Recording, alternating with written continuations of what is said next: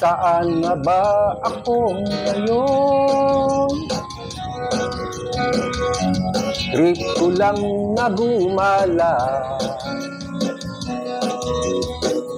Wala akong patutunguhan. Ewan ko ba kung bakit ba naligaw yata ako.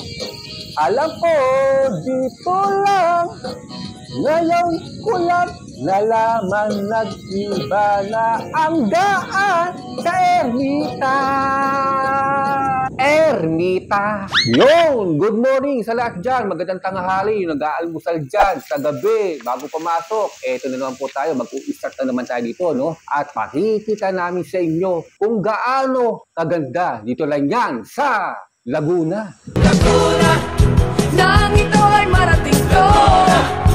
Malayong lugar at talagang madaling araw na andyan sila. Saka ang labig talaga ng tulog dito kasi nga ay galing bundok. Ang sarap talagang tumambay. Umuusok pa sa hamog. Kaya dali-dali kong inuwesto ang aking Hosi di Calesa para medyo malapit na sa atin. Para safe. Ang mga cottage kasi dito ay nasa baba. Hinay-hinay muna tayo, baka mahirap ka, wala tayo madulas. Ang lalaki kasi ng mga bachochoy. Pakiramdam ko kay Hosi di Calesa ko, talagang ayaw niya magpaalalay. Diyan ka lang muna, ha? Tinignan ko muna yung ibang cottage dito na talagang halos ang dami. Talagang lapit-lapit. Hanggang doon sa dulong-dulo na yan. Kaya din sila mga videoke na portable. Habang pinapanood muna natin yan at nilalasap muna natin ang mga sariwang hangin, walang permanenteng bagay sa mundo.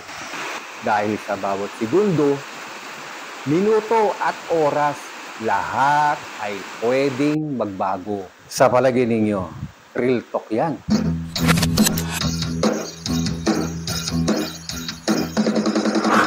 Hanggang sa dulo ng mundo. Yan ang lugar sa I Love Balanak. Dito lang yan sa probinsya namin, sa Parteng, Laguna. Sarap mag-inom dyan. Kung wala kayong pulutan, maraming dang chicks sa gabi. Magaling daw magpatanggal ng alipunga at kalyo sa paa. Ang lakas ng agos, tatangayin ka talaga.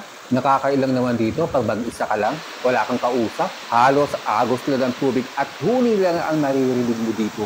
May napansin ako dito naglalabas si Nanay Rita at tiga rito kasi yung anak niya kilala ko, kaya nagawa ko muna magtampisaw ng paa muna bago ko umalis at umuwi. Alam mo naman ayoko maligo Masaya na ako nang nagtatampisaw kasi hindi mo na ako naliligo sa ganyan. Bihira ako maligo.